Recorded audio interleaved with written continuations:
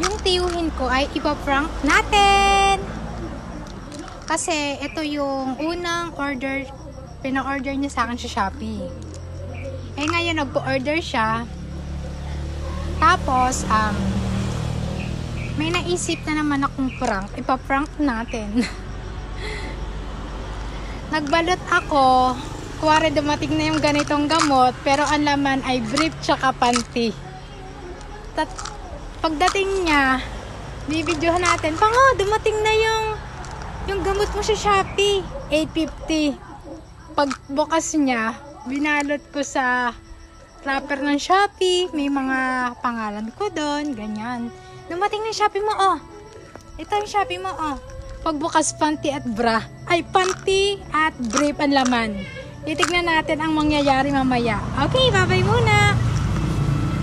Pango, ito na Shopee mo. Ayan na, ayan na. Pagod yan. Sipag naman. Tapos ang makukuha lang sa Shopee, 850 ang order. Ang binayad, ang makukuha brief at panty. Ay, husay ka na nga naman. Okay, let's start. Pango! Ito na daw pala ang Shopee. Iniiwan kay Tita Nene. Ito daw Shopee mo. Eh di binayad ko. Binigay ko kay Tita. Hoy, mamaya ka umuwi. Nagpa-order si Pango ng gamot. Hindi pa dadating ang Shopee. Ginawak binalsan ko ng brief sira at saka panty. Lakay natin. Kuwari dumating. Bako, yun yata ang gamot mo. Oo.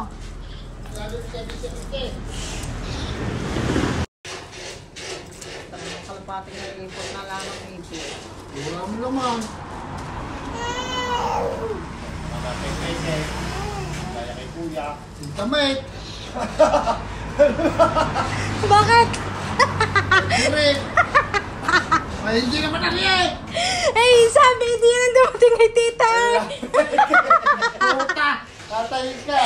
Eh, 8-7, magkano binayad mo? 770. Ay, hindi kinanong pero pinilagay din na yung puta, ay.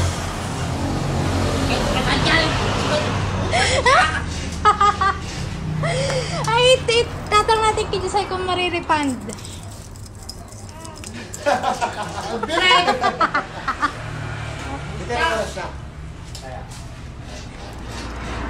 Ay, hindi naman yung nakapangalan na hindi ka tinig. Eh, paano yan ang dumating? Tuy, ay, aminin ko tutuaw. Eh di, sasabihin natin kay Josay, pwede na mai-refund. Ay, birit ayaw. Ay, luma pa.